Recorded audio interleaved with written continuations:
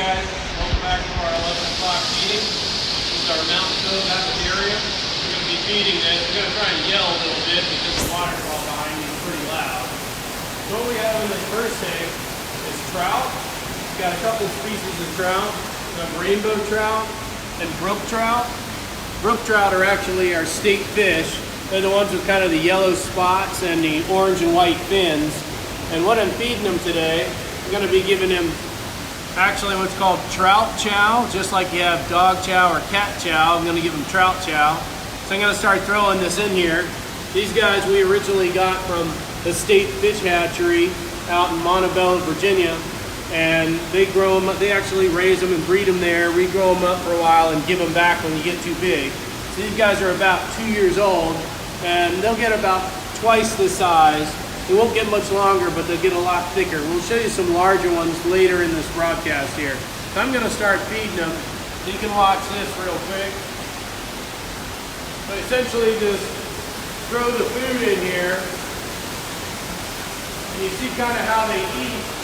They're splashing up at the top. They get really excited about it. This is how you fish for trout. They're actually will be eating insects and bugs that fall on the water. So the pellets are kind of like the insects and bugs to them, just an artificial diet. You see how they come up from the bottom and eat it. The trout are notoriously hungry. They'll eat a lot of food. In the wild, a fisherman will tell you they're really tough to catch, but here we can't feed them enough. They'll eat indefinitely, so we actually have to curb their diet a little bit. I'm going to throw another handful in here, and then we're going to feed the stream exhibit. This is all actually, even though these exhibits are separated, this is all one large 20,000 gallon exhibit. You can see it starts at the waterfall over there and then goes into this trout exhibit, and then it's separated in the middle here by some rock work because we have a lot of smaller fish in here which would get eaten by the trout. So these are all native stream fish, and some of them are really pretty. This time of year, this is what people would call minnows and dace, but they're actually darters and stone rollers and all kinds of fish in here. So the ones with the red bellies are actually called mountain red bellied ace. And the fish, like birds, get it all colored up in the spring when they're attracting a mate, and it's the males that are the pretty ones. So all these males are trying to get fired up and compete with each other to attract a female. So I'm going to feed them really quick. I'll show you what I'm feeding them. What I've got here is, it's called mysis shrimp. They're small, little teeny shrimp. And then there's actually cut up crayfish food in there, crayfish tail meat. So I'm going to put this in the stream. You guys can watch them eat.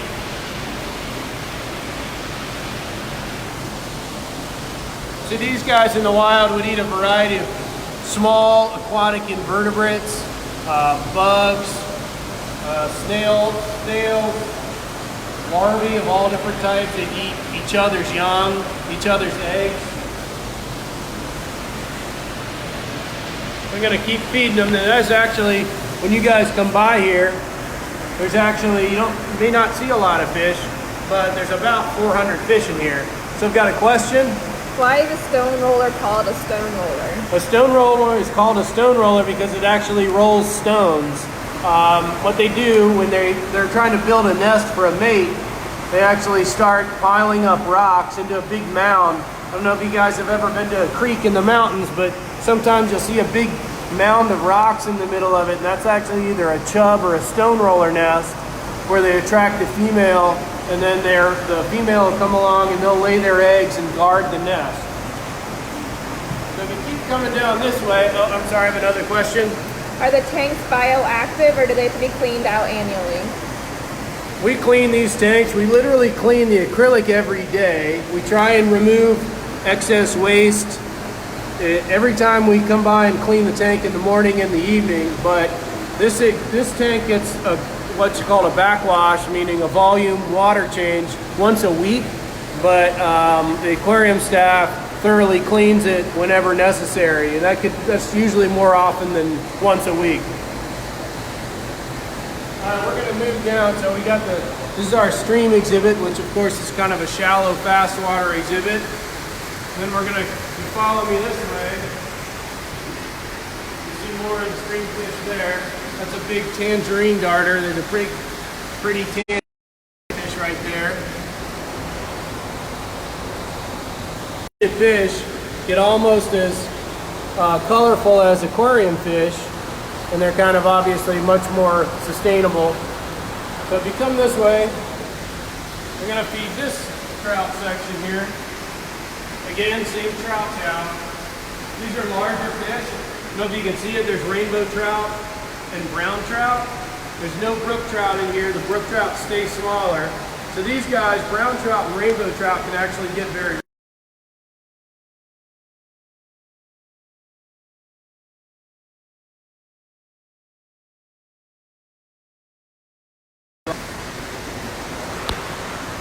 You'll see how they eat, again, the same thing. They kind of attack it from below like they would if it were an ant or grasshopper in the water.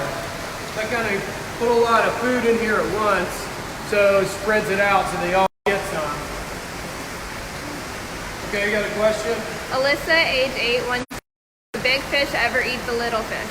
The big fish do eat the little fish. They do it, especially the trout. That's why we keep them separate. So you see this exhibit has a different size fish in it, because if we put these fish with those fish, they eat them all. That's a really good question, Alyssa, thanks. So speaking of big fish eating little fish, I'm gonna kind of move down here. Well, let me finish off about the trout. The brown trout, native fish to America actually. They're called German browns. They're native to Europe, and they were brought over in the 1800s as a sport fish. The rainbow trout are not native to Virginia either, but they're native to Western United States, and so we brought them over for sport fish, and they actually outcompete our native brook trout. I got another question. How many types of trout do we have? We have 3 types of trout, and we have all 3 of the species that are in Virginia. Again, the brook trout's the native one and our state fish, and the brown and rainbows are the other 2 that are hatchery raised. We get them all from the state. So these guys actually do breed in here. Lately, the state has been stocking fertile trout, meaning ones that can reproduce. But back when we used to get them from the state when they were fertile, we'd have every year about this time of year they actually dig a nest in here, breed, would collect the eggs and raise them up. But like I said, so the state can limit the number of trout in the water, especially the non-native brown and rainbows. They only stock sterile trout now. You see, this guy's really pretty. Brown trout are one of my favorites. See all the speckles on them. They're actually very smart. And for trout, they're actually semi-nocturnal. They get active, or they're actually diurnal. They get active in the morning and the evening, feed quite often then. All right, so I'm gonna go one last section here. This will be what's called a mountain lake exhibit, if you wanna follow me over here. So actually, I'll show you something if you can see this. So this is all part of one exhibit right here. From here over, the waterfall is all one big loop. And then this is its own exhibit. And believe it or not, you see a big fish right here. He actually, to try and eat the other fish, he jumped over that rock into the trout exhibit. So these guys, you definitely don't want to stick your hands in the tank, and I'll show you why. So there's a couple of fish. The carp just went by. These carp we actually raised from eggs, and they're trying to get their photobomb. I'm going to feed them off to the right. If you follow me over here, I'm going to feed them first and get them out of the way. So you'll see down here at the bottom, these guys are called quills because of their fin, looks like a quill.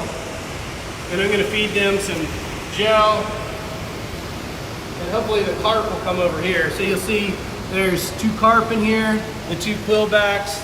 There's a sucker over here. So everybody, you'll see why he's called a sucker, because he's sucking up all the food. You'll see the carp here too. So the muskie are getting kind of excited because when there's feeding activity, all the fish get competitive. So they're going to want to eat something. So I'm going to try and feed them. I'm going to feed the muskie. The muskie would ordinarily eat smaller suckers, sunfish, shiners, things like that. But I'm gonna feed them smelt and capelin today. And you see the carp, how he's sucking up the food and then spitting out the gravel. So that's kind of what they're known for. They have little barbells on the sides of their mouths that kind of taste the bottom. So they're really good at finding the food. So they'll go along and just vacuum it up, take the food out of the gravel and spit the gravel out. He's about to eat a crayfish, piece of crayfish meat right there, and then some gel.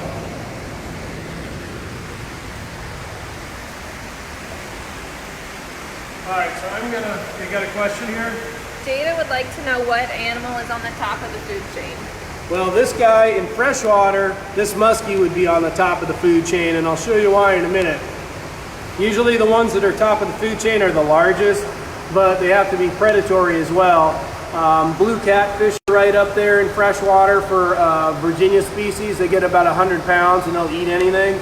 But these muskie are about as highly predatory as they get. So if you keep an eye on this guy, actually I think it's a female, it's hard to tell. I'm gonna try and get her to eat. So you gotta watch carefully.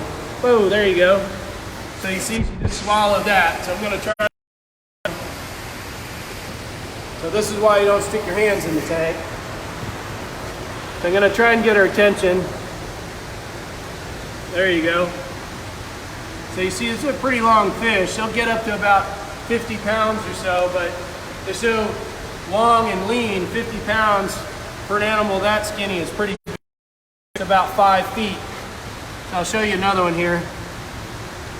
There you go. And see, they got a lot of teeth too.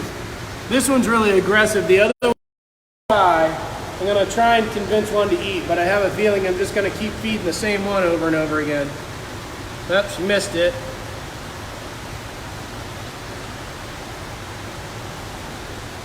Oh, there you go. That guy got it. That's good. I'm gonna try and feed him again. Will the muskie bite? Yes, the muskie will bite.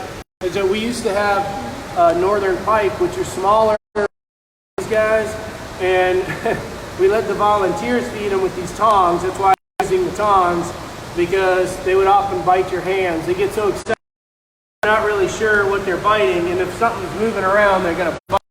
So yeah, they will bite. Whoop, you missed it, but you see, that guy's got it. See, I'm gonna try and get this guy another one over here. Whoa, missed it. What are you doing with the tongs? I'm trying not to get bit and trying to put the food in front of them. So these guys in the wild, these were actually wild caught. These were electroshocked up, meaning the state had used like an electrical current to kind of stun them and netted them, and they used that for research, and we went out with them. And so these guys are actually very wild. So they're used to eating live fish. So I'm actually I'm taking a whole fish, but it's dead, and I'm simulating it's like the action of it feeding, and so I'm just enticing them to eat, because otherwise, you know, some of these guys haven't got used to eating off the tongs, and I use the tongs also so I don't get my hands bit by the muskie. So I'm going to try one more over here. Oh, there you go. All right. He almost ate the tongs. All right, guys, well, I really appreciate your questions here. I'm going to try and feed one or two more. These guys will just keep eating indefinitely, obviously. So, you know, next time up, we got one more question. Can you go over how big trout get? It depends on the species. The brook trout usually only get, I mean, I think the state record is somewhere around 8 pounds or something, but that's an enormous trout. He's probably very obese. Probably very old. They generally only get maybe 2 or 3 big brook trout. About a pound is a big trout for, say, a wild trout stream. Rainbow trout are also a sea-run rainbow trout, meaning ones that are anadromous, can get 40 or 50 pounds. Brown trout can get, 20 or 30 pounds. I think the state record somewhere in the 20s. Generally, the fish around here, because the streams are small and because they don't live as long, trout are a cold water species, they generally get somewhere between, I don't know, a good brown trout would be over 4 pounds. a good rainbow somewhere over 5. So they don't get very large, not in Virginia waters. These hatchery fish do tend to get larger quicker than they would in the wild, but they also don't live as long. Good question though. Most fish growth is dependent on the water temperature. Generally, colder water, they live longer, grow slower, but also get bigger. It's a good question though. All right, so thank you guys, I appreciate it. You can check us out.